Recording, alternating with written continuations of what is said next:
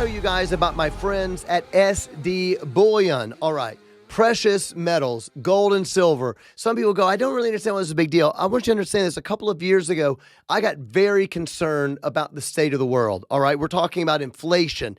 We're talking the amount of debt the U.S. has is so absolutely insane. We're talking about the possibility of a one world technocracy, a one world currency, which is just so very, very frightening. We are printing money and spending money at a rate that we cannot keep up with, frankly. So I said, okay, what can I do to diversify my funds that I have something in my hands in case the very worst happens? And that is why you need to contact SD Bullion. All right. I'm not saying go sell everything you have and buy a whole bunch of gold. I'm saying you may want to consider putting a little bit of your money into gold and silver. SD Bullion is a Christian-owned company. They're passionate about training Christians about investment and about why gold and silver are a good investment. They have great pricing. They send straight to your house. They will send you a brochure. All you got to do is this. Text the word Cooper to 465-322. That spells gold 22.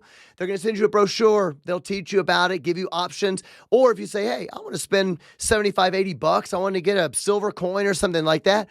Text the word Cooper to 465-322. That's gold 22. They're going to give you a discount on your first order. All right. I do it. I bought all of my stuff for there, and there's just something about having it in your hand. You put it in a safe, and if the worst ever happens, you go, you know what? I know this for sure.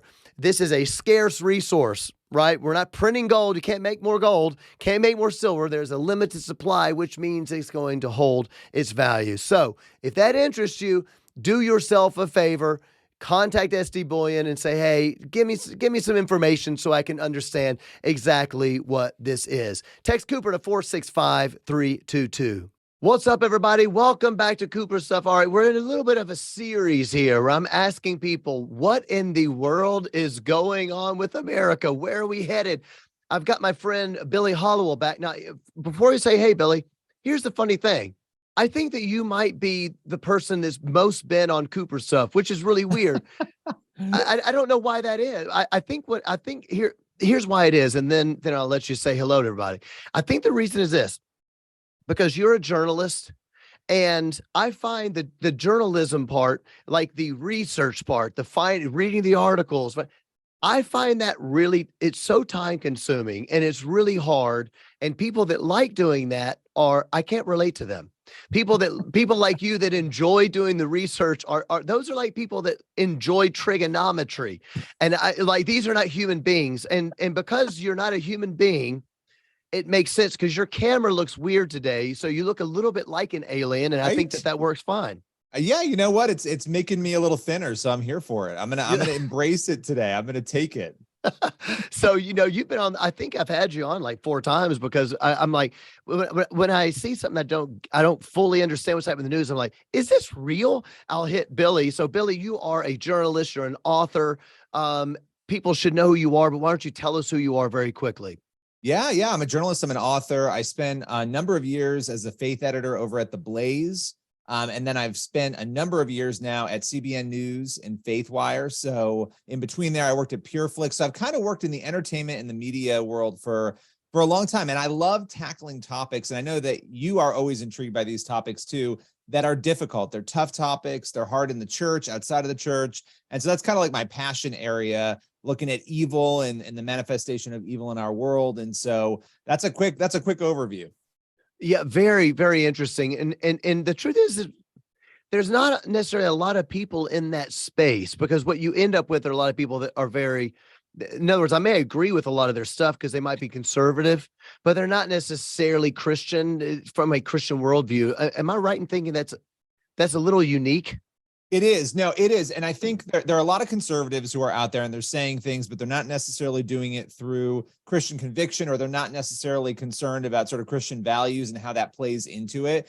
And so it is a unique area. And, we got to check ourselves all the time, right? Because it's like living in truth. That is what we're called to. And a lot of times, even for me, like the emotion of something, if we're not careful, it can kind of pull us outside of the Christian realm and into just the political realm. And so it's a unique area. And the other thing is some of these topics are hard. And so you end up with people who seem either sometimes like they're crazy or they don't have the conviction. And so it's always a tough balance. But there are things we need to be talking about right now. I think that's a really good. I think it's a great way to say it, and that's why I enjoy getting you. That's why you've been on the show apparently more than everybody else. I love it. think. I'm breaking records here. I love So, it. so I hit you about a couple things this week, but I think maybe a good place to start is because I had asked you some information on two or three various different things. We just had a couple of weeks ago the terrible Nashville shooting. I think I was asking you a few things about that, which led to something else, which led to something else. You sent me back an article that you wrote on the kind of moral, I would call it moral chaos, a moral anarchy. I don't know what the best way to call it is. Thought it was a great article, and I thought I might open it up to you because, but rather than getting into each one of those topics and in the details, which we can do, but there's an overarching thing that you wrote about the moral chaos, which I thought was great. Yeah, it's interesting because for me, I actually don't know if you know this. I started working in media when I was 15 years old. So I'm 39, I'm going to be 40 this year. 15? No, I didn't know that. No joke. Yeah, when I was 15, I started, and my entrance way into media was after the Columbine shooting. I wasn't involved in it. I lived in New York. I was totally detached from it, but it shocked me. I grew up in the church as a Christian. It shocked me that kids could be in a high school and somebody could walk in and kill them. That was really shocking as a freshman in high school at the time. And, so I won't get into the whole backstory, but I got into media. I was a speaker, I was writing, and that started really young for me. And as I sort of entered into that, because it was a school shooting that sort of, brought me into that, ironically and bizarrely, I've thought a lot about these issues over the years. And the big thing for me has been, what is causing this? And I think we've all asked that question. And, a lot of people on the left, the minute these events happen, it's like gun control now, it's like 2 seconds after, before we even have the information.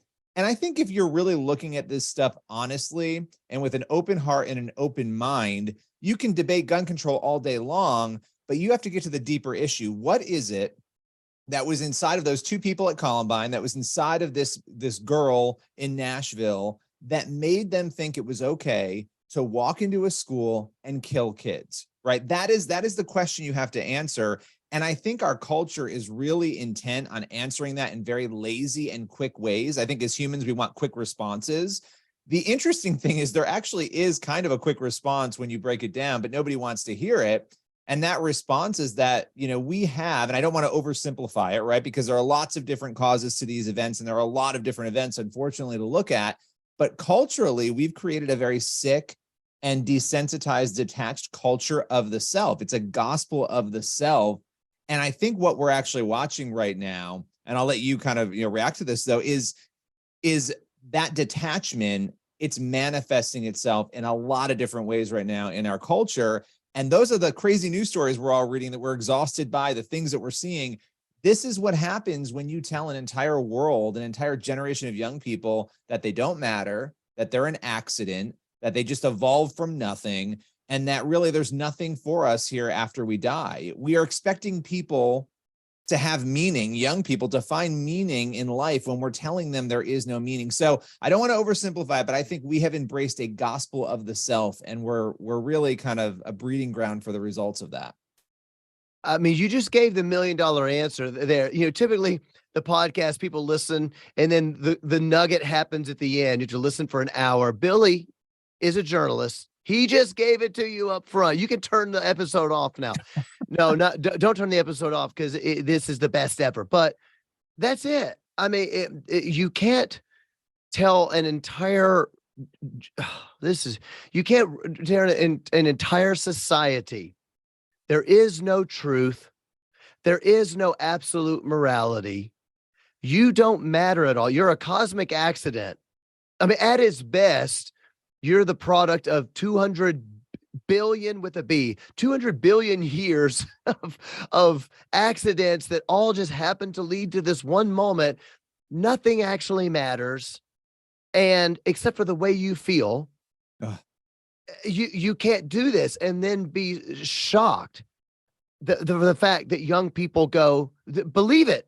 In other words, they believe it. You're right. I am an accident. I don't matter. Nothing matters. There is no morality. How do I feel? I don't feel good. And I am the ruler of my own reality, and I can do what I just do whatever I need to do to feel good. And maybe what makes me feel good is something diabolical.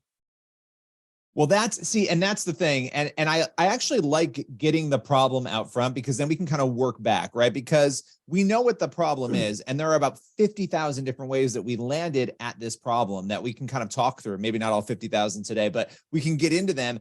But what you just spoke about, I mean, that is the core of this, that we are telling 8 billion people in the world that whatever they think or feel can be the answer, can be their truth. There's my truth and your truth, and we've all got our different truths. That's not how life works. There is a truth, right? There is the truth.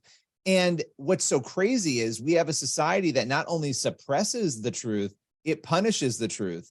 And I think probably 15 years ago, when I started in media and I started to realize, I was talking about violence and discrimination and how we don't want to do these things. And, I was so young and didn't really understand that there really are forces of evil really in this world that want to push the truth down. And through Hollywood and the media, we spent so many years complaining about these things and laughing them off. We made fun of the safe spaces, and rightfully so. It's ridiculous. We laughed it off. But the reality is, actually, all of that stuff is not just funny, it's diabolical. And because of that, that's one of the other reasons that we are where we are, that we've told people this lie that whatever they think or feel is the truth, and they're living that out. And unfortunately, when you go and you live that way, it becomes a real crisis, not only for yourself, but for the culture at large collectively. Man, that I can't amen it enough. I mean, I wasn't planning on going into this detail, but now you're getting me thinking. I mean, what you see on this particular day, let's talk about the Nashville thing in particular, even though we were talking about moral chaos in general. Into that particularly, the things you just mentioned about safe spaces, and of course, I kind of jumped to my conclusion, but in other words, safe spaces and trigger words, all that kind of goes together, right? So I guess I'm presupposing that, but if people don't know what we mean is this: there are certain words that you can use that trigger people. They make people feel quote unquote unsafe. That's why they need safe spaces. So harm is now an issue of personal subjectivity, right? So like if I say something to Billy, like, Billy, you look like an alien. Your screen is messed up today.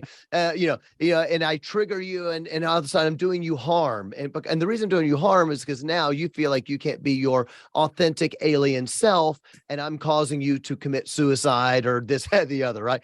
So this is what trigger words are. You need a safe space somewhere where you can go where you will never be called an alien for having your weird camera today. So all of this is going together when we look at this shooter in Nashville. Because I was wondering if you could speak to this.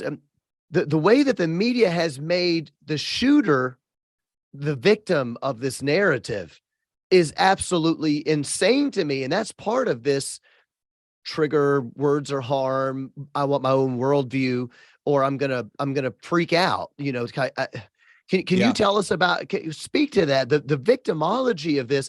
Am I wrong in thinking that a large part of the media is sort of falling into that narrative? Yeah, there's definitely a portion of it that is. I mean, look, there were stories coming out almost immediately about this individual's family, like, oh, they weren't affirming, they were, and you're watching these stories happen, and your natural sort of reflex for me is to say, well, are you saying that this is maybe why the person did it? It's almost like you're giving an excuse. And I have a number of friends, close friends, who survived Columbine, right? That's how I got into media. And I was talking to one of them, and he was talking about how back when Columbine happened, bullying was a really big part of that narrative, right? Well, the shooters were bullied and they were mistreated. And he saw a lot of parallels between that and what we're talking about with Nashville, right? That that's smart. Interesting. Right. I mean, like you're saying, oh, well, they were bullied, so that must be why. They were just really upset. And look, we shouldn't mistreat people. We shouldn't bully them, but we also shouldn't go out and act as though it's one thing to sort of explain the circumstances of something. It's another thing when you're not careful with that, and it makes it seem like, oh, well, that was just the natural reaction for that person. They were so angry that they went and did that. I think what you're watching with Nashville is a debate about pronouns. Why in the world is anybody having a debate about pronouns and how a shooter is being referred to when 3 children and 3 adults were gunned down? That is what matters. The pronoun thing should not matter. I was disturbed to watch that coverage around it. I was also disturbed to see reports that certain outlets weren't going to refer to her as transgender. I thought that was weird. I'm like, wait, so you don't want that to be part of the narrative. If it's part of the story, the public does deserve to know that, right? And when I say story, the cause of the shooting, right? If and we haven't seen the manifesto yet, well, then it seemed like the police were indicating that was possible. I don't know. I'm being very careful there because I don't know. But my point is the way that it was covered, almost this extra care, I found very, very strange. But I thought that parallel, we should never give any excuse for why an event like this would happen, right? In terms of saying, oh, it's because this person was treated this way. I don't like that. Yeah, I don't like it either. And there was reports, I'm sure you've seen the videos, you probably know more about it than me. I think it was the Nashville Capitol, was it the Nashville Capitol building that activists came into and kind of took over and were chanting for to make trans kids safe or something like that about the shooting. No, they were chanting for gun control. Am I right about that? There were so many of these protests. Gun control has been, this is the go-to is always gun control, always. And I have found that also very troubling because you don't know how this person got the gun. Now, of course, details are coming out now, but in those moments when people go to Twitter 12 seconds after a shooting and they start saying we need gun control, this goes back to what we were talking about before. When we emphasize emotion above all else, above logic, above everything else, it's going to create very bad policy making and decision making. And so the fact that people think that's the immediate place to go and they start mocking thoughts and prayers. I mean, look, thoughts are whatever, but prayers are what matter. They start mocking it. They start going after it, not understanding at all why people even pray. But I have found the gun control thing very troubling because, again, have a real discussion about gun control. Go ahead. If you think you have some policy that's going to stop this, but it still doesn't stop that thing that was inside of her, again, that made her think this was the okay thing to do. And so it's troubling to me that we are so mistaken, even in our attempts to solve the very problems that we've created as a culture. Yeah, I know what you mean. And I don't remember where this was. I can't remember if this is Nashville or Texas, but I'm pretty sure it's Nashville. See, as you can tell, I don't love the research part, but I read a ton and I didn't have time to get this together. But on one of those chants, when people were chanting about the gun control, they were holding up 7 fingers. Did you see that video?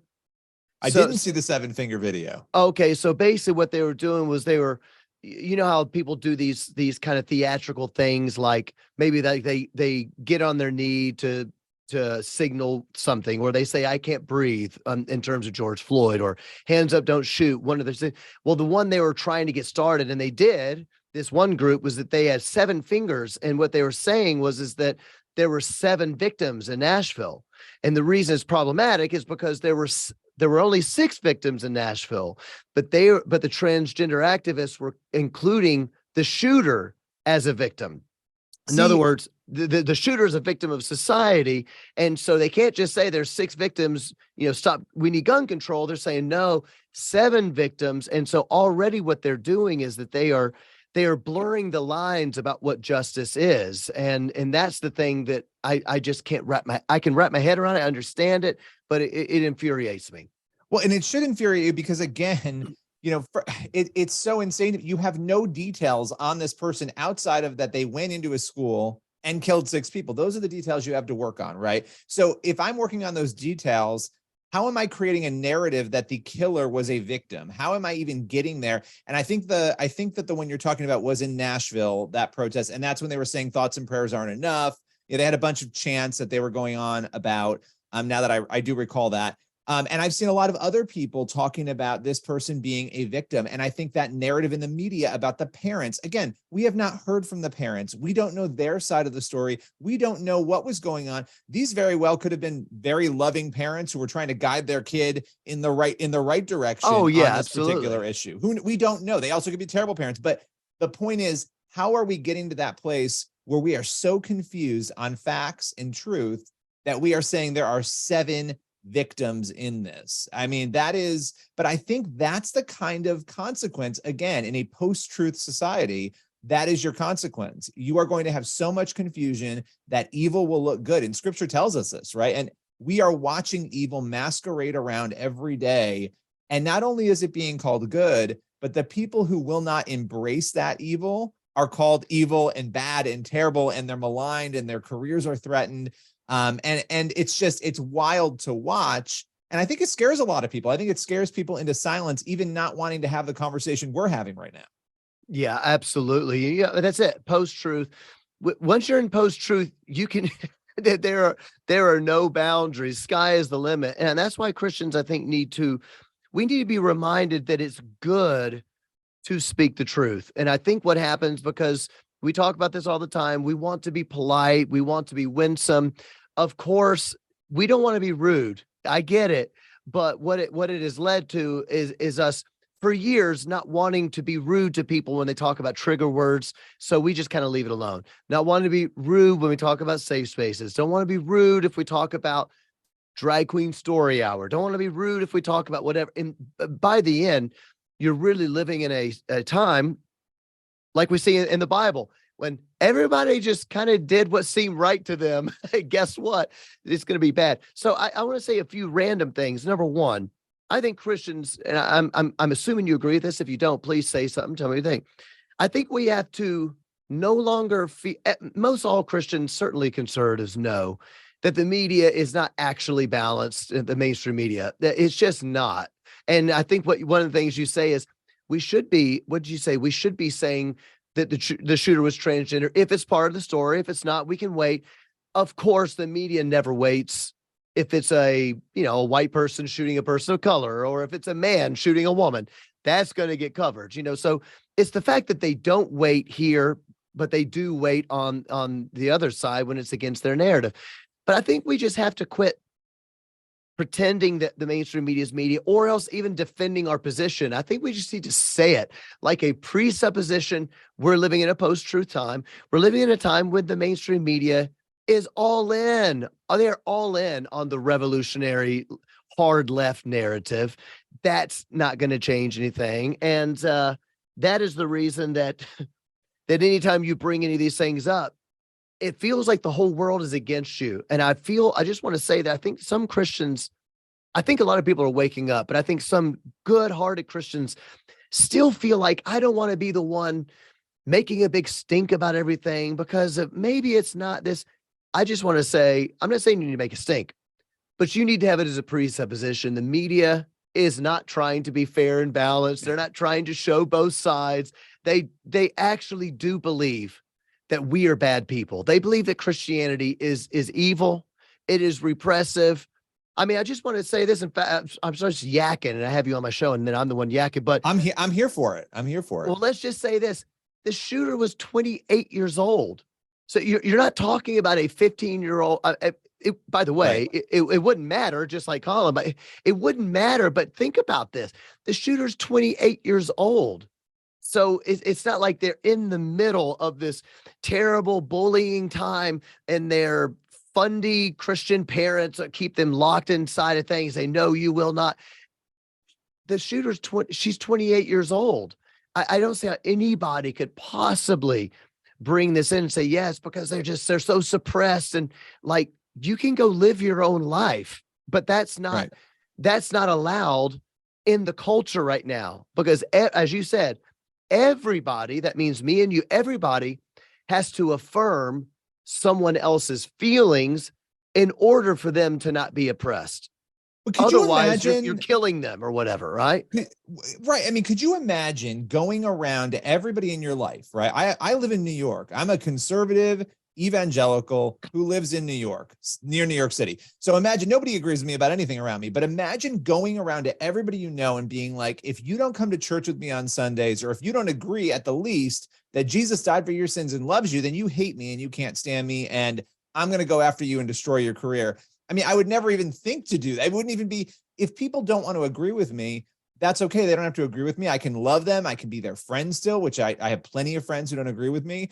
And I don't have an issue with that. I think because of the emotional component of this, for some reason, the other side has been empowered to this place of believing they will never be offended. They will never be harmed. They actually have a right to never be offended, which also is not realistic. And that everybody has to come alongside with them.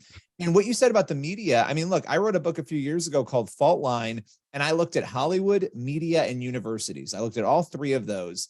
If you don't have your kids in a church, and even if you do, your kids are in church like 2 hours a week, let's be honest, maybe 3, maybe 4, I'll give you 4 hours a week, and they're being hit by Hollywood and media 50 times that every single week with messages that are pointed. Many times in Hollywood, these are messages that are intentional. They want to change worldviews. They've successfully done that. And where they're changing them is away from the Christian worldview. Everything that you said about that is accurate. A lot of journalists, guess what? They live in New York City. They live in Atlanta. They live in city areas. And a lot of them, I think a lot of times we assume it's all hostility that's intentional. And some of it is, but a lot of it is actually inbred in them that they don't have any opinions, that they're middle of the road. So a lot of these journalists believe they're middle of the road, and yet they're really liberal, and they're not recognizing that, which is actually a much more dangerous form of bias. I'd rather have somebody be vicious to me on purpose than not be aware of their biases, right? So anyway, there's a lot there to unpack, but I do think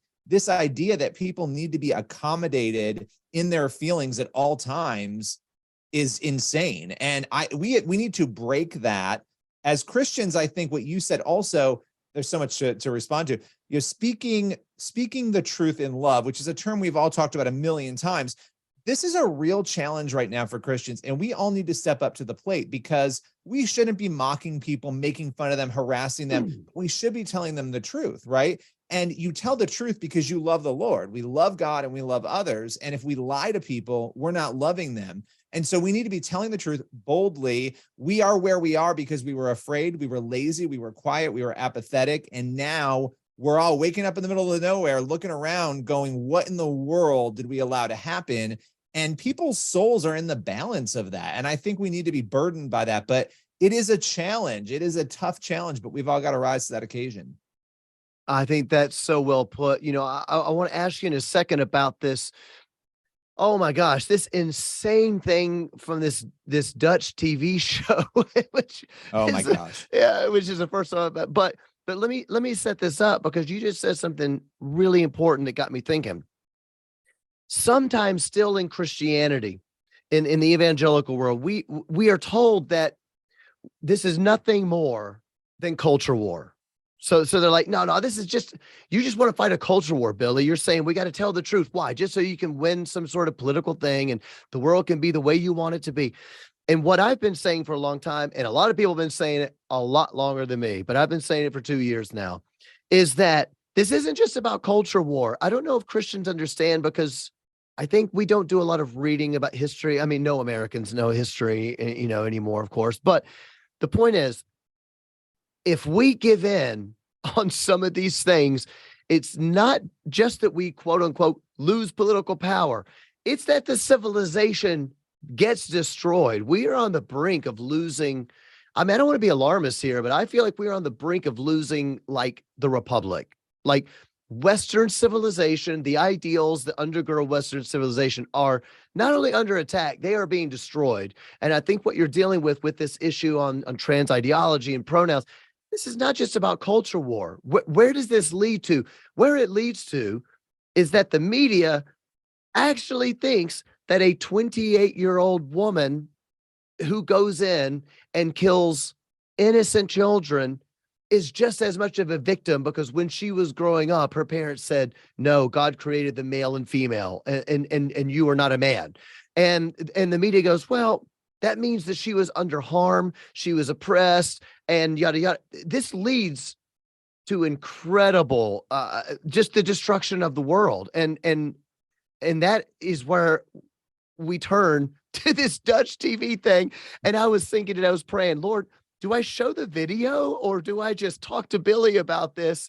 What do you think? Do I show the video or just leave? What do I do, man?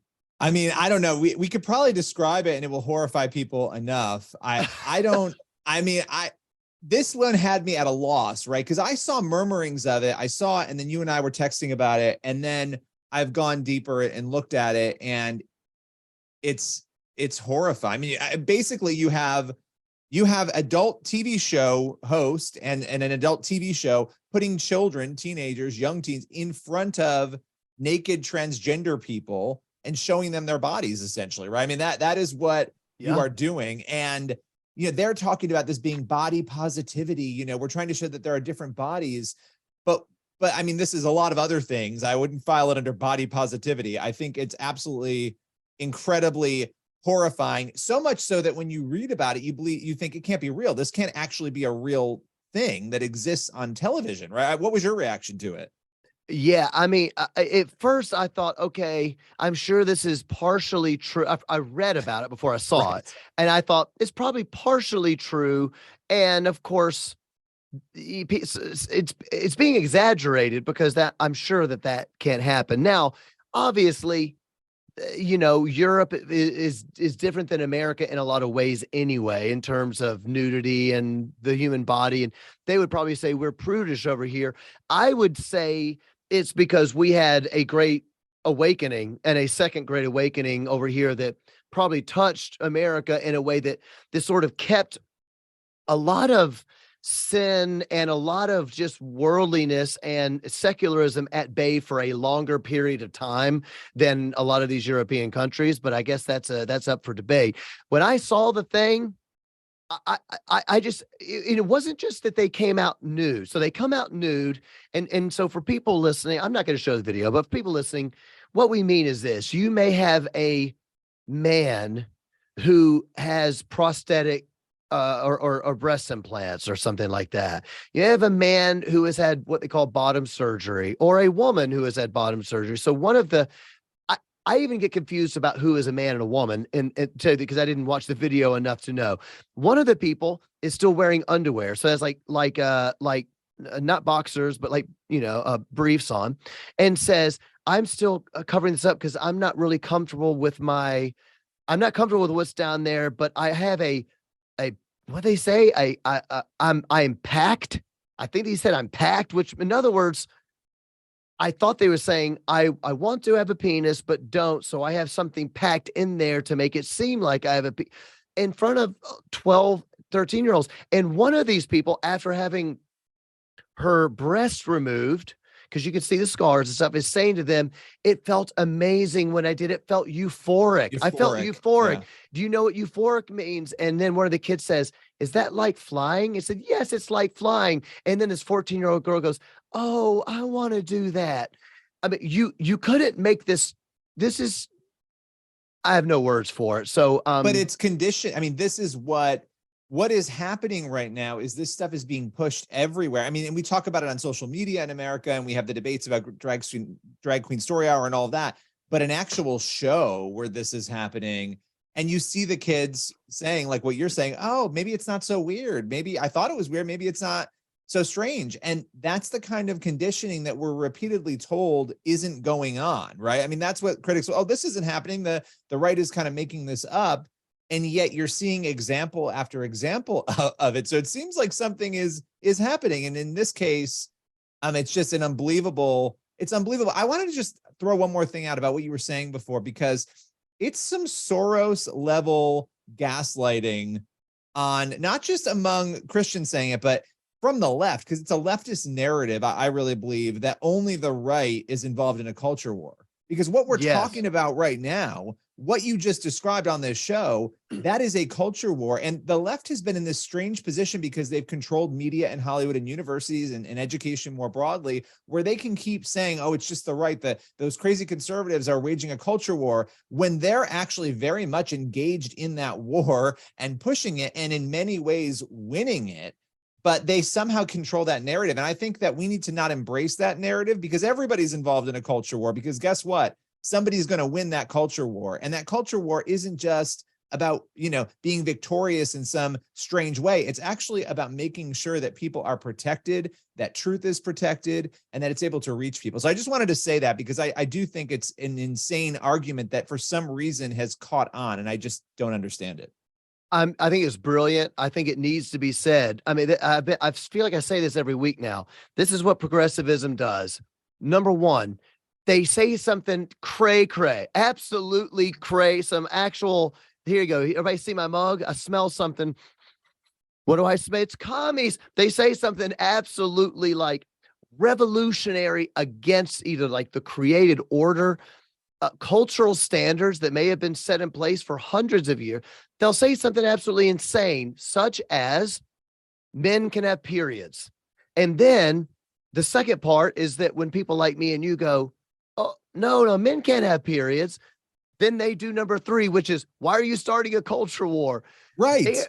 they are the ones starting the culture war. We're It's not doing that. insane. It's And insane. And look, I do think, and let me say this, because you and I talking about this, the rest of us who are now talking about it, I think we need to recalibrate how we message and approach this stuff. There are some benefits to being where we are, in that we actually can really think through, all right, you know what? We don't have the cultural advantage right now. As Christians, we absolutely don't. So what does that mean for how we say it, what our tone is, how we deliver it? Because I think there are real opportunities right now. I really do. If we do it the right way, that people are desperately searching. I know I texted you earlier today that there was a survey that just came out showing, and I can't even believe this is real, that 66% of American adults believe that the biblical narrative on the resurrection, Jesus's death and resurrection, is true. If that statistic is true, okay, and it was a scientific poll, then that shows me that there are a lot of people not living it who are open to believing it. So how do we break through all this chaos, right? And this crazy, weird cultural stuff that the left is bringing in to tap into that belief that people claim is in their hearts? And I think there's a challenge there, but I do think there's an opportunity too. well, I think it's smart, Billy, and I think that I think you said it saying, somebody's going to win the culture war. Now, here's the thing: is that, like I say, when we say no, I don't want my children learning that men can have periods at school. We're not trying to make a cultural. We're just saying, oh no, that's not a standard of truth. You can't build a society like this, right? And I think that you said it's the myth of neutrality, and I think that if we go back to Christians, and not just Christians, but even conservatives that might not call themselves Christians, but they are open to a religious worldview, you might say. They're open to a worldview of some sort of transcendent being that created, or a created order, right? That there is truth and there is lies. There's men and there's women, so on and so forth. If we begin to teach this again, what we need to understand is that something is going to rule. There's going to be some sort of winner. There's going to be a God of the system. That could be Yahweh, God with a big G, or it could be a little G God, right? It could be humanism. It could be, the science God. It can be trans ideology. Something is going to be the God. Something's going to win. I think because of our desire to be winsome, we've wanted to try to pretend that we can be in the middle and sometimes say things that are true, but never take the full measure to win the battle. And I think for me, I saw this. I'm curious if you agree, disagree, say anything you want. I think we saw the full measure of this when Roe got overturned. So Roe gets overturned. Christians have been praying for 50 years. We're celebrating. And boom, what happens? All these pro-life evangelical leaders start going, well, I don't know if we want to celebrate too much. I don't know if we want that. And you're all of a sudden like, what? You've been saying that you're pro-life for 30 years. And now are you saying that you don't want to take the full measure of it? As if, well, I do want to be pro-life and I do think it should be the law of the land, but I feel bad making it so. Yeah. How in the world can you do that? They're trying to reconcile two things that don't reconcile. Well, yeah. And it's like, by the way, you mentioned it, 50 years. People were waiting for this for 50 years, praying for it. And then it happened. And it felt like a lot of people on the conservative and on the Christian side weren't really ready for it. And that to me really felt like, and look, I'll admit it, I was not convinced that Roe would ever be overturned. And that was a lack of belief on my part that it could happen. But yet I still had thought a lot about like, what do we need to do? And I remember talking to Abby Johnson about this and asking her like, what happens, right? Like if that happens, what are the needs? Like we have to think about these things. What do mothers need? If you're keeping your baby, right? What does that require? What does the church need to do? And look, the church does a lot of great things. I mean, I've been involved in ministries, I'm sure you have, but the point is, you're going to have 50 different battles going on, right? And that's what we have now. We went from a national battle over abortion to now every state is having this fight. And I think because we were a little unprepared for it, you're watching the narrative get co-opted again by the progressive side, and they're winning some of these battles in certain states. They won't win all of them. There are plenty of states where things have gone way more pro-life, but I do think you're absolutely right. For the people who are like, maybe we shouldn't celebrate it, we should absolutely celebrate that this country made a decision to look back at something that was horrific and to say this was wrong.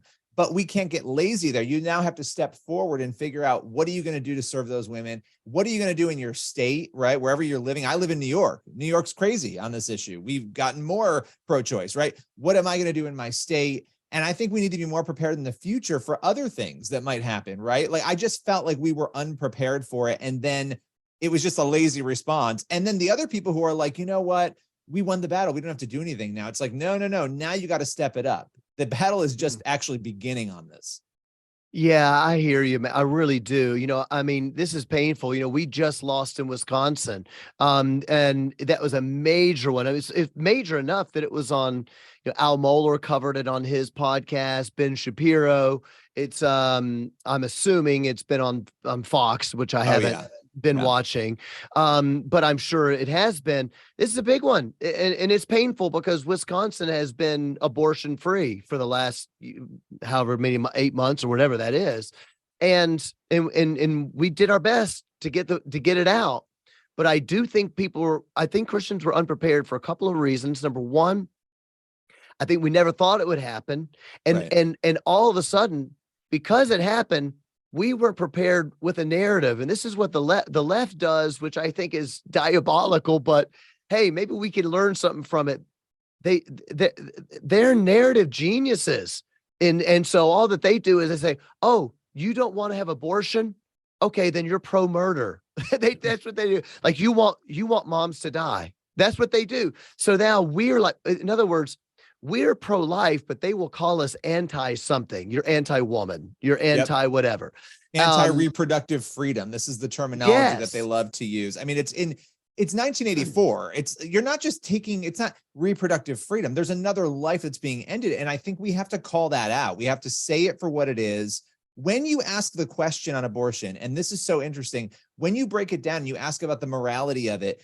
Anybody in the abortion debate can take statistics and say, look, it backs up my opinion. But when you really break it down, when you really look at it, the nation is very confused on it, has very different views. And you have the other complication of the fact that people don't like when a perceived right is being taken away, right? And so the left has leaned in on that. But really, what is that right? Well, the right is to terminate a life. It's to kill another human being. And so we need to be honest about that and not be afraid to point that out and talk about it. Yeah. Well, that's because they did the progressivism thing. They just did it back in the 70s. So number one, they say something cray-cray, which is that child doesn't deserve individual liberties. And so they're the ones that say something crazy. And yeah, I just think that we have to do a better job of the narrative. They did the same thing. Remember last year with the what they called the "Don't Say Gay" bill? Oh my gosh, yes, which was so infuriating because the bill had nothing to do with homosexuality. It was about not teaching kindergarten through third graders about sex and gender in school. And they're like, "Oh, don't say gay bill." So they're always, it's very 1984, very Orwellian. It's evil, but they do a better job of that narrative. And we always feel like we're on the defense. And that's what I saw in the evangelical community. No, not the community. I think evangelicals at large were excited, but I think a lot of our leadership really let us down because they always feel on the defensive and no, I'm not against women. I'm not against women. And you're like, dude, make a case, get your narrative straight, because we have the moral high ground on this issue. Another reason I think we were unprepared is because we have forgotten to read the Bible. And what I mean by that is that we've forgotten that God can change a nation in a heartbeat. God can change a nation. He can snap his fingers. He's the one that sets up kings and tears them down, right? And I think we forgot that. It was like, oh my gosh, God can make Roe get overturned. I can't believe this. I feel you, But what it did to me was it really it lit a spark in me that reminded me that it's God that can change these things and that we need to be in prayer and so on and so forth. Absolutely. You know, that fear of that reverence for God, right? Because culturally we've replaced that with like a reverence for ourselves, like in our own feelings and our emotions. I think even in the church, that's affected us in a lot of ways. And, you know, not really believing, you read scripture and God does incredible things. Why couldn't God do something incredible in America on this issue? And I think we saw that happen. And honestly, it really did remind me again, because I felt like I had kind of given up on that. And I thought, well, it's just a talking point. It's never going to happen, right? We just have to fight the battle in different ways. And so that taught me a lesson. Like, we've got to really believe these things are possible. And, you know, we've got to be unafraid. You cannot be afraid of what other people are going to think and say. As long as you know you're loving God, loving others, you're finding that balance, truth and love, because you can't have you can't have love without truth. That's what we got to do. And that's how we got to move forward, not just on that issue, but every issue. Mm. Hey, as we're finishing up, let me ask you this. Do you think you kind of alluded to this earlier, and I really tend to agree with you. I think that we do not I think conservatives and Christians, now, this is really hard to say. Okay, we're still like a massive group in America. There's no question about that.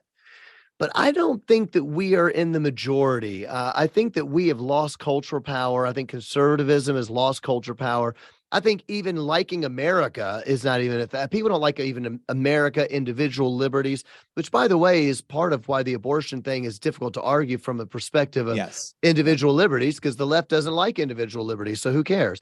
But I guess what I want to say is do you think that more Christians are becoming aware of the fight?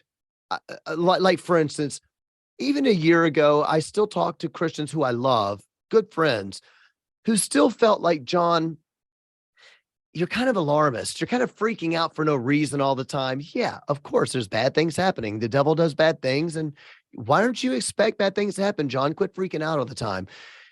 They're not saying that as much now. Now, none of them are saying, okay, I was wrong. Do you think that that's happening at all? Or do you think that I'm just in an optimistic mood? No, it's absolutely happening. I think we've seen, you know, we've had conversations about revival and all these other things. There's definitely a retraction going on in culture in general, I think, to some of this. But when you are faced with, oh, my 10-year-old came home and asked me what transgender is, or my 7-year-old is hearing that this is an okay way to live. And when your kids start to be affected by the cultural fallout, I think a lot of people respond. And I actually think some of the best evidence, and I'm not condoning every single act of freaking out at a school board meeting, but some of the best evidence of this is the parents who have become engaged in education after COVID, after all of this, the parents who are saying enough is enough. We don't like what's going on here. The growth of homeschooling, you're watching all of these indicators that point to people saying, whoa, something is going on. This is not good. And I think there's an overall feeling that something evil is kind of happening in the country. You're feeling that. And I think it's that Ephesians 6 conversation that you and I have talked about before. You know, you're in this battle, and a lot of people for a long time, even in the church, operated as though they were not in the battle. They didn't even realize there was a war going on. You can't win if you don't even know you're in the battle. So what's happening is there's an awareness of it. People are stepping forward. I think, again, the challenge is, what is your reaction going to be? How are you going to handle it? How do you do it in a loving way that does not sacrifice that truth? But no, absolutely. We're seeing more people do that. I've even become more vocal on issues I didn't want to talk about before, right? Because it was easy to not talk about it when it wasn't going to affect the people around me, which is a cop-out, and it's lazy, but it's how I was able to live. Now I'm like, this is crazy. This has gone too far. We need to be out there speaking on these things. Absolutely. That's really smart. I think you're right about that school board meeting thing. I hadn't even thought of that, but I think you're right. That's very important. One more last thing. I just like asking people random things. I've asked a couple of people of this. So during the last election, presidential election, 2020. I sure hope we never have another year like 20. Oh my gosh. It's just Cheer, like, John. I don't know if you're aware of that. It's going to be bad. oh my Lord. I know we better. Anyway, 2020 was so crazy. And I was getting very vocal. So I will recognize that I was going through some changes, but one of my really good friends who I love is a pastor. love him, not making fun of him in any way or pointing a finger, just that conflict. A lot of people found themselves in conflict. And part of the conflict was that I kind of thought that he was changing the same time as me. I wasn't that I was changing. I was just like, holy moly, we can't stay silent about this stuff. All right. Now, my friend's very passionate about abortion. He's a pastor, very passionate about abortion, which is good.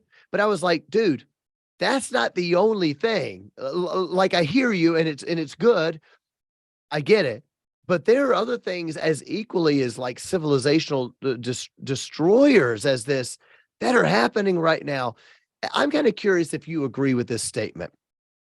For You 50 know, years, oh, I'm sorry. Let me finish oh, one more sorry. thing. My bad. For 50 years, we've kind of looked at abortion as sort of like the one issue voters, and I've got no disdain for that because it's so horrific.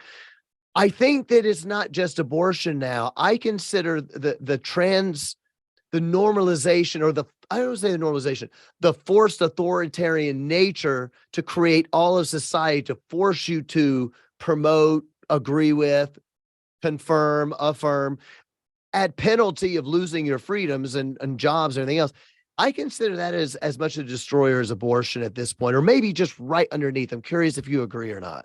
I actually think they're about equal. And here's why, because I absolutely agree. And it's so funny. I was just saying this to somebody a couple of days ago. We were talking about this. You know, you had the one issue and it was bad enough. Now you have young people, kids. And I have severe compassion, absolute compassion for people who are struggling with their gender, going through this. Obviously, these are emotions that people are having. They're feeling this way. But the fact that we would take children who have not yet grown up or gone through puberty even, we would block their puberty. We would consider making alterations to their body that cannot be undone. And that we would, as a society, not only sit there silently and condone it, but celebrate it in our media, celebrate it in Hollywood. And by the way, without any real data outside of a few studies showing us whether or not these people outgrow it, which many experts say they do, we silence experts who warn us about it. I mean, these are children and their entire lives can be destroyed over a decision that is made before they are fully capable of understanding. I could go on and on about this, but I absolutely think that those two issues it's a line in the sand for me. There is no world in which I would ever support or vote for a person who on those issues stood in that place. I almost feel even more passionate and it just, I think it's because it's going on right now about the children and the transgender debate than I do about anything else right now. Yeah. Amen. I'd say all of that. 100% agree. I can hardly think of anything more demonic than this. And I think that it's just, the Christians that I know who felt, we've tried to be loving to different people that disagree, Christians who disagree with us, right? You have people that vote different than me. I get it.